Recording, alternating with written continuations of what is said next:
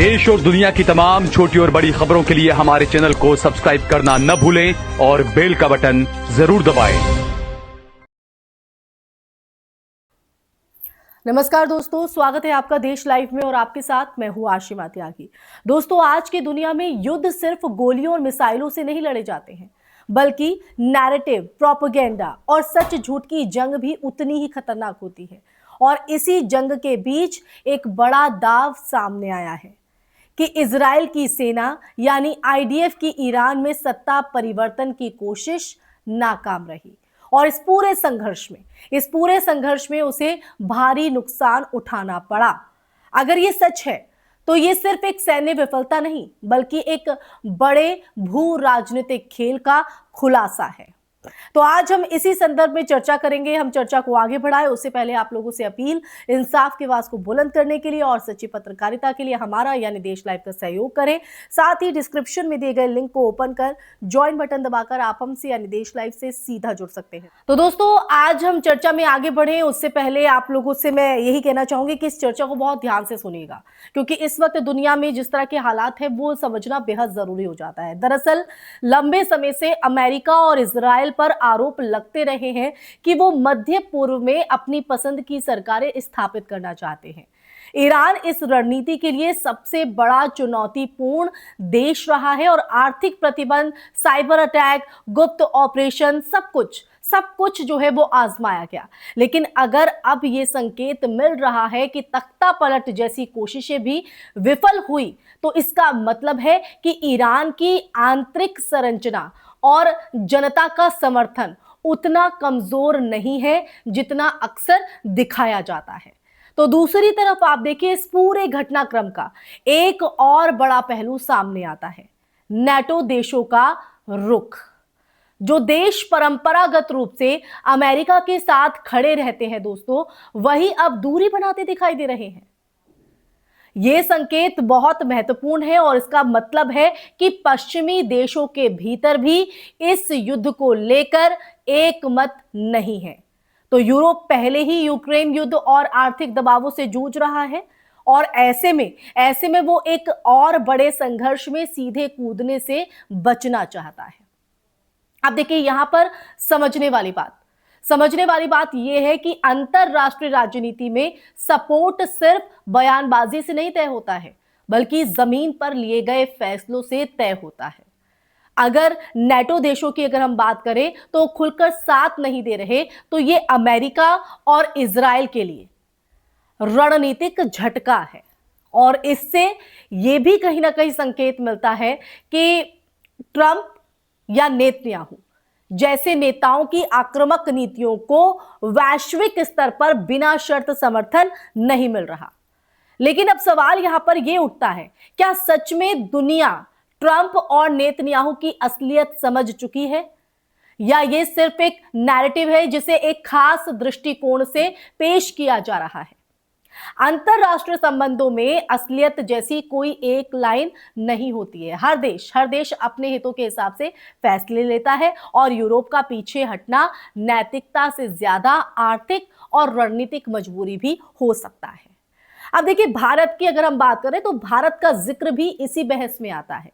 अक्सर कहा जाता है कि भारत अमेरिका और इजराइल के साथ खड़ा दिखाई देता है, लेकिन भारत की विदेश नीति पर अगर गहराई से नजर डाली जाए तो वो हमेशा संतुलन की रही है, बैलेंस।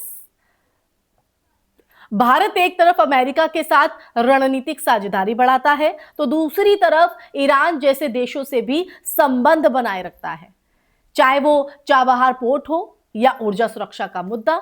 इसलिए विश्व गुरु जैसे राजनीतिक तंज अपनी जगह है, लेकिन हकीकत यह है कि भारत जैसे देश को हर कदम बहुत सोच समझकर उठाना पड़ता है, क्योंकि यहां सिर्फ विचारधारा ही नहीं, बल्कि अर्थव्यवस्था, सुरक्षा, वैश्विक दबाव, ऑल फैक्टर्स जो है साथ काम करते हैं एक साथ।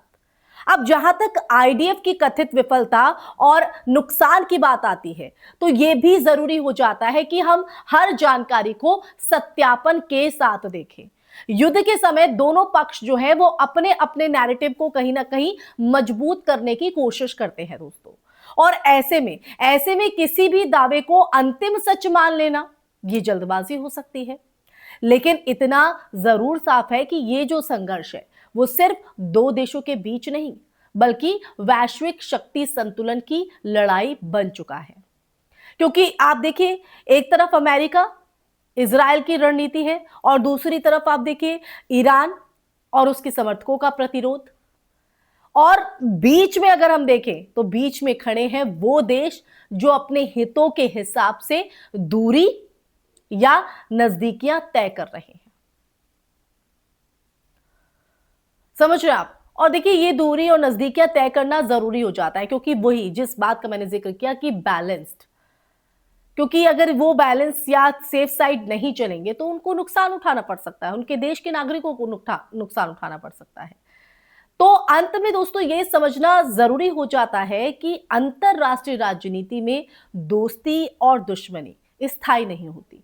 जो आज साथ है वो कल अलग भी हो सकता है और जो आज विरोध में है वो भविष्य में सहयोगी भी बन सकता है। इसलिए कहा जाता है कि किसी भी घटना को तो अंतरराष्ट्रीय राजनीति में दोस्ती और दुश्मनी के अपने जो है मायने होते हैं, वो कभी स्थायी नहीं होती।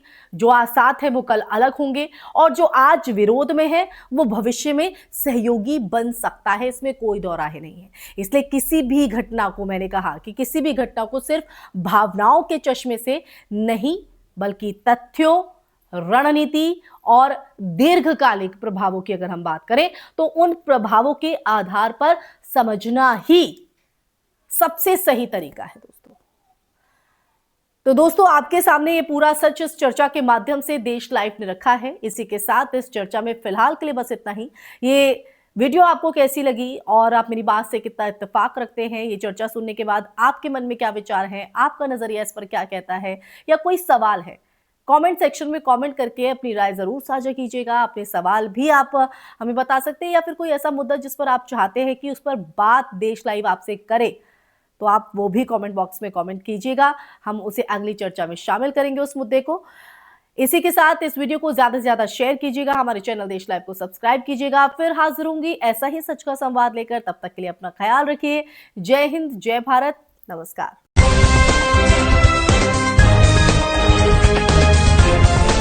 देश और दुनिया की तमाम छोटी और बड़ी खबरों के लिए हमारे चैनल को सब्सक्राइब करना न भूलें और बेल का बटन जरूर दबाएं।